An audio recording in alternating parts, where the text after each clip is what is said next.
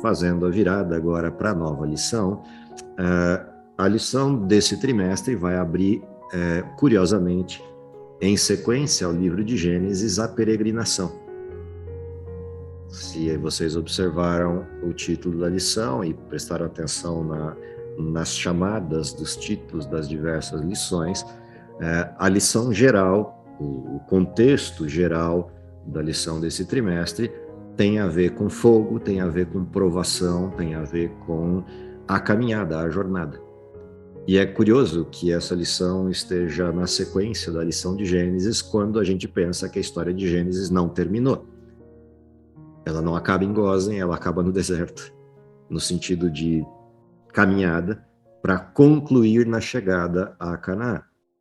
E, portanto, faz sentido, na visão geral da história, a gente observar a sequência do livro de Gênesis com essa perspectiva de provação, com essa perspectiva de ser testado, de ser provado. E a primeira lição do trimestre fala do crisol. A gente já viu uma lição aí para trás, há alguns anos atrás, tratando exatamente desse tema, o crisol, mas não na perspectiva exata dessa lição que vai entrar. E é interessante porque a lição número 1, ela abre essa questão do crisol, mas vincula o crisol com um texto que não tem nada a ver com o crisol, pelo menos não na parte textual. Tem na mensagem, mas não na parte textual. Ela fala do crisol do pastor. E assim a gente abre a perspectiva do trimestre, a gente abre a perspectiva da análise desse novo período. Se alguém quiser ajudar, vamos lá com o verso e a gente introduz a lição desse trimestre. Refrigera minha alma, guia-me pelas veredas da justiça, por amor do seu nome. Salmos 23, 3. Essa perspectiva do crisol versus o verso áureo, o verso de memorização para essa semana, que é refrigera-me, tem tudo a ver. Imagina a temperatura de um crisol, quando no seu limite máximo de derretimento de metal, principalmente o ouro, que é o que mais se usava enquanto referência ao crisol, mas não só, outros metais também a gente derrete no crisol.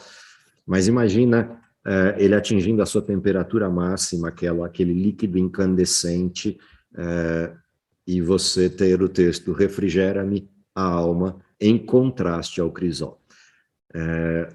Já é, por si só, essa provocação do autor da lição dessa semana interessante para a gente observar. Mas tem uma segunda questão nessa lição, que é o fato de agregar o pastor ao crisol. E quando a gente fala o crisol do pastor, numa leitura inicial, a tentativa, ou pelo menos a forma como o nosso cérebro reage, é imaginar o sofrimento do pastor. Afinal de contas, o crisol do pastor atrela uma coisa à outra, né? Atrela o crisol ao pastor. Mas o interessante é que o sofrimento aqui não é do pastor, o sofrimento aqui é da ovelha. E, portanto, a proposta da lição dessa semana é observar como é que o pastor faz passar a ovelha pelo crisol. Como é que o pastor faz queimar a impureza presente na ovelha, purificando a ovelha no crisol. E essa é a essência da lição dessa semana. Quando a gente olha o Salmo 23, que é o texto em análise, o texto principal dessa semana, o Salmo 23, ele é, ao mesmo tempo, um salmo de tranquilidade de Davi, no sentido de olhar para Deus e confiar em Deus, mas também é um salmo que retrata a preocupação por trás dessa tranquilidade. Ou seja, o Salmo 23 é um balanço entre o sofrimento e a tranquilidade manifesta nos braços daquele que salva do sofrimento. E ele faz esse movimento o tempo inteiro no Salmo 23. Em relação ao título geral da lição, em relação ao título dessa semana, o Salmo 23 é uma provocação introdutória para a gente entender exatamente aquilo que eu usei para fechar a lição do trimestre. Ou seja, estamos numa jornada cujo fim não é aqui. O fim ainda está à frente, o fim ainda está por chegar. E enquanto na jornada somos guiados pelo pastor. somos conduzidos pelo pastor até chegar no aprisco, até chegar de volta à nossa casa. Para ir para o aprisco, há vários caminhos possíveis e há várias partes distintas da jornada. Há vários caminhos possíveis, mais longos ou mais curtos, há caminhos com mais obstáculos ou menos obstáculos, e a escolha de qual caminho usar não é nossa, e essa é a primeira grande questão do Salmo. O Salmo começa com uma proposta de posse. O Senhor é meu pastor. Portanto, somos ovelhas do seu pastoreio. O que significa que não temos, no nosso contexto de ovelha, a liberdade de decidir o caminho, embora tenhamos liberdade de escolher nosso caminho. Mas não podemos impor ao pastor o caminho pelo qual ele conduz suas ovelhas. Então, estar debaixo da tutela do pastor e não fugir dele é aceitar que ele nos guiará para o caminho. E enquanto o faz, nada nos faltará. É assim que começa a jornada, quando o livro de Gênesis nos faz a questão de a estrada não acabou e a jornada não terminou, a história não acabou. A opção que eu tenho é escolher o meu caminho e ficar na terra de Gósen, escolher o meu caminho e distanciar-me do pastor, ou aceitar a condução do pastor, e aí nestas condições nada me faltará. Quando a gente observa isso na introdução do Salmo, né, o Senhor é meu pastor, nada me faltará, a expressão desse nada faltar vem na carona do texto, na sequência do texto, na forma como o Salmo 23 estabelece essa prosperidade ou essa ausência de elementos faltantes. Na percepção do salmista, a primeira grande necessidade da ovelha é estar em lugares onde tenham comida, e essa comida não pode ser nem muito alta, nem muito baixa. Ela tem que estar na medida. E é muito interessante observar o Salmo do pastor, porque a ovelha se assusta com qualquer besteira, com qualquer coisa, qualquer barulhinho ou qualquer variação no ambiente é suficiente para a ovelha se desesperar e se assustar. E não só isso, se assustar e fugir, dependendo do grau desse barulho. Uma outra coisa interessante é que a ovelha não bebe água em qualquer lugar. A ovelha precisa de água limpa e corrente, mas não pode ser água barulhenta, porque ela se assusta. E nem pode ser água muito calma, porque ela se assusta com reflexo. Ela vê sua imagem na água e sai correndo. E, portanto, a expressão do texto do salmista, deitar-me fazem verdes pastos e guia-me mansamente a águas tranquilas, e aí vem o verso principal, refrigera minha alma e guia-me pelas veredas da justiça por amor do seu nome. Essa introdução que o salmista traz, que Davi traz no Salmo 23, ela expressa a tutela do pastor naquilo que precisamente a ovelha necessita. O problema é que encontrar estas pastagens na altura correta, na quantidade certa, em um ambiente tranquilo, e onde haja algum ribeiro com água corrente, mas que a água não seja nem barulhenta demais e nem parada demais como um lago, e a ovelha se assustaria para beber, não é tarefa fácil. E demanda caminhar por lugares não tão comuns, porque este tipo de lugar não se encontra em qualquer lugar. Esse tipo de paisagem não se encontra em qualquer lugar. A gente sempre imagina, né, o lugar perfeito para as ovelhas como um vale, e aquele vale perfeito, com graminha baixinha, e aquela lagoa linda lá na ponta. Esse não é o lugar perfeito para a ovelha. É o lugar perfeito para a gente, mas não para a ovelha. O lugar perfeito para a ovelha é um lugar onde tenha gramado, onde tenha uma pastagem, porque corre água por perto, mas a água está correndo. É um ribeirinho correndo. E essa água correndo em um ribeirinho correndo, usualmente está em lugares mais de difícil acesso ou de busca. E vai ter que passar por algum lugar mais complexo. E é exatamente neste contexto que aparece a provocação da lição dessa semana. Para onde o pastor tem que levar suas ovelhas para encontrar aquele lugar? E o interessante é que, ao percorrer a lição, a gente vai perceber que algumas das ovelhas se desgarram para lugares que, na perspectiva da ovelha, seriam lugares tranquilos, e para lugares onde, na perspectiva nossa, também seriam os lugares perfeitos. E as ovelhas vão para lá. Pegando carona com a última lição, o lugar perfeito para o povo de Israel era a terra de Gósen. Mas não era o lugar perfeito para Deus, na previsão de Deus para o seu povo. O lugar perfeito na previsão de Deus era Canaã, mas o lugar perfeito na previsão de Israel era Gósen. O lugar perfeito na perspectiva de muitos dos filhos de Deus não é exatamente o lugar que Deus imaginou. E por isso, a lição vai nos provocar a observar algumas qualidades do pastor ligadas a ovelhas desgarradas. Jeremias 23, Ezequiel 34, João 10 e 1 Pedro 2 mostram características do pastor no sentido de sair para resgatar suas ovelhas, buscá-las e trazê-las de volta ao aprisco, buscá-las e juntá-las de diversos lugares, e inclusive ovelhas que nem dele são, mas que ele precisa juntar porque estão perdidas. E nessa perspectiva, o pastor traz todas essas ovelhas para juntos de si e as guia para um lugar que não necessariamente é o lugar que as ovelhas imaginariam que deveriam ir. E ao fazê-lo, obviamente, quando isso acontece, elas vão entrar em lugares que vão, de alguma forma, provocá-las a sair da zona de conforto. E é por isso que o verso 4 do capítulo 23 de Gênesis traz essa referência: ainda que eu andasse pelo vale da sombra da morte, não temeria mal algum, porque tu estás comigo, tua vara e o teu cajado me consolam. Portanto, no caminhar para encontrar o lugar de verdes pastos e de águas tranquilas, há vales tenebrosos. Na jornada para chegar ao lugar perfeito, há dificuldades que impõem para as ovelhas um aprendizado, que é confiar no pastor, na sua voz e no seu cajado.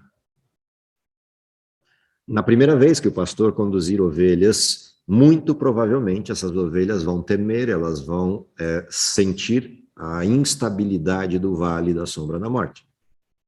Mas conforme caminham com o pastor e percebem que com ele estão seguras, elas vão aprendendo a confiar.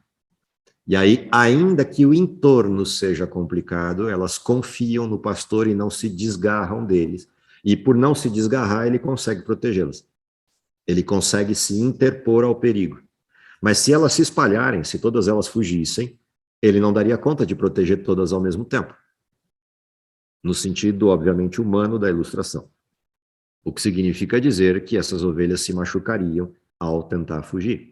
Mas se elas se juntassem ao pastor e confiassem nele, estariam protegidas pelo seu cajado, estariam protegidas pelo seu entorno.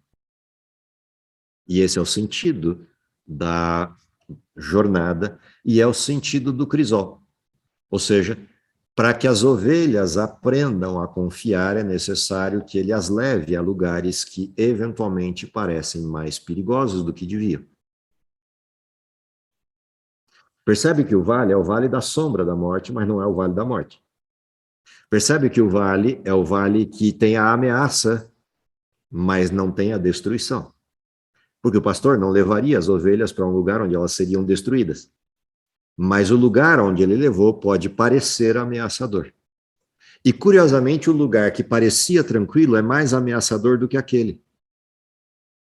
Porque o lugar por onde o pastor conduziu as ovelhas é um lugar restrito, e se alguém tentar atacar as ovelhas, a porta de entrada é uma só, e vai ter que bater de frente com o pastor.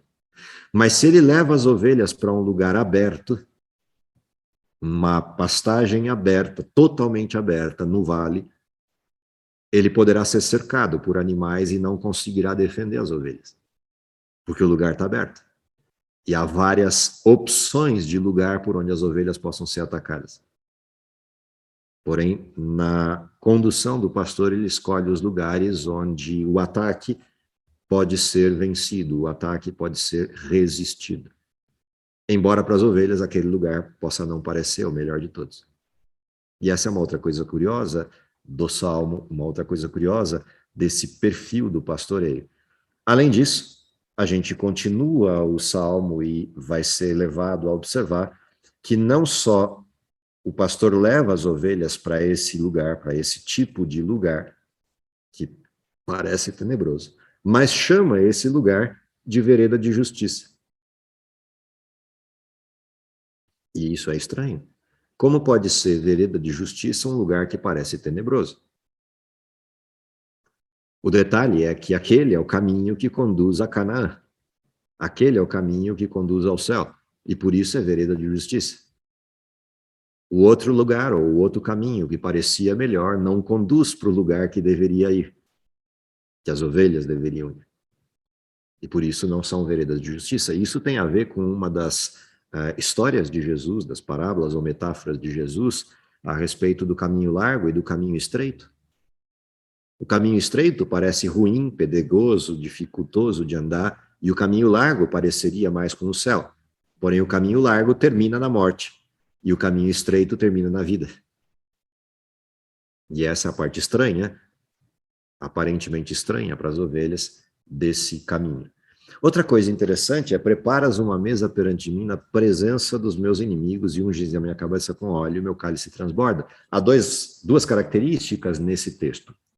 Uma de reinado, que é bem interessante de observar, que é como um rei trazendo a honra a alguém e colocando sobre essa pessoa a honra diante daqueles que seriam seus inimigos. E nesse sentido, o texto traz uma perspectiva de exaltação, o que faz eco à história de Davi no contexto dos seus enfrentamentos dos inimigos de Israel.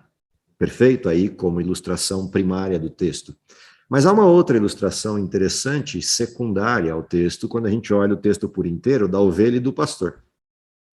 Quando as ovelhas chegam aos pastos verdejantes, às águas tranquilas, entre as águas tranquilas, onde as ovelhas bebem água, e os inimigos das ovelhas, está o pastor, que só tem, nesse caso, os inimigos, uma porta de entrada para atacar as ovelhas que estão calmamente bebendo a água no ribeiro tranquilo, que é passar pelo pastor.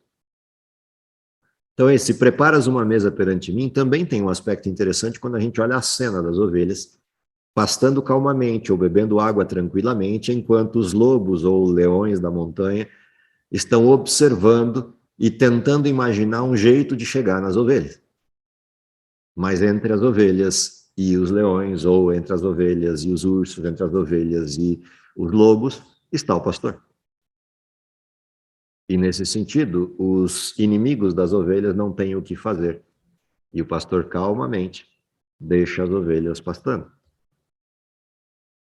E essa é uma cena interessante para quem vive num mundo de pecado como nós vivemos. A promessa do texto é que Deus prepara uma mesa na frente dos inimigos. O problema é se eu escolher como ovelha e pastar entre os inimigos. Aí não dá para preparar uma mesa na frente dos inimigos e se interpor aos inimigos, porque eu fui para o meio deles.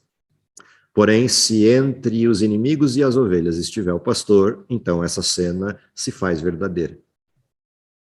E essa é uma parte interessante da história. Aquelas ovelhas que escolhem seguir o pastor, elas estão protegidas por ele e vão comer fartamente à frente dos inimigos. Mas as ovelhas que escolherem se desgarrar do pastor vão comer entre os inimigos. E aí não tem saída. E essa é uma outra coisa importante do texto, que está presente no Salmo 1, no mesmo retrato que Davi faz da grandiosidade de Deus, mas com uma outra perspectiva, que é a perspectiva da influenciabilidade, onde ele fala da roda dos escarnecedores. As ovelhas podem comer lá, ou podem comer cá, junto com o pastor. A lição vai terminar, na última abordagem, focando a gente no fim do bloco, no fim do Salmo, que é a promessa. A promessa é: certamente a bondade e a misericórdia de Deus me seguirão todos os dias da vida e habitarei na casa do Senhor por longos dias. Ou seja, qual é o destino do caminho de justiça que passa pelo vale da sombra da morte, mas não oferta a morte. O fim do caminho é habitar na casa do justo, na casa do Senhor. E habitar lá para sempre. E neste lugar, bondade e misericórdia vão seguir todos os dias da vida. Ou seja, a lição do Crisol dessa semana e abrindo o trimestre, nos traz duas coisas importantes para a gente pensar. Número 1, enquanto estivermos nesse mundo, haverá Crisol. Enquanto estivermos nesse mundo, haverá sofrimento, haverá angústia, haverá ansiedade. Como parte da contingência de vivermos no mundo mau.